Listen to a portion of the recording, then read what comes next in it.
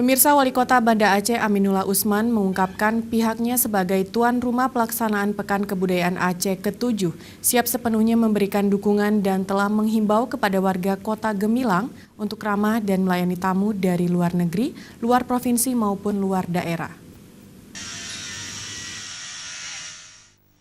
Kota Banda Aceh sebagai tuan rumah pelaksanaan Pekan Kebudayaan Aceh atau PKA ke-7 yang digelar dari tanggal 5 hingga 15 Agustus 2018 di Kota Banda Aceh siap memberikan dukungan agar suksesnya pelaksanaan PKA tersebut, sekaligus memberikan pelayanan yang maksimal untuk menyambut ribuan tamu yang akan hadir di kota ini.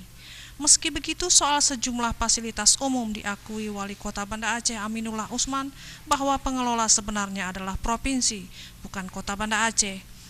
Makanya seperti Masjid Raya, Museum Tsunami, angkutan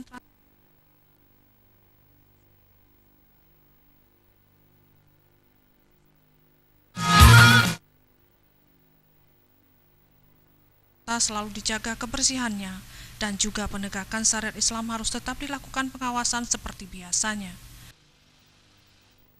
Banda Aceh sudah siap, seluruhnya sudah siap, mulai dari stand, pameran, kemudian juga berbagai hal-hal yang akan rangkaian kegiatan yang akan kita ikuti. Kita sebagai tuan rumah Banda Aceh juga akan mengikuti karnaval yang akan berlangsung tanggal 6 dan pembukaan pada tanggal 5 oleh Presiden Republik Indonesia. Itu Banda Aceh sebagai sebagai tuan rumah, kita sudah menginstruksikan kepada dinas terkait semuanya harus bergerak untuk mendukung acara PKA 7 ini untuk berjalan dengan sebaik-baiknya, dan bagi masyarakat Banda Aceh untuk memberi pelayanan yang memuaskan.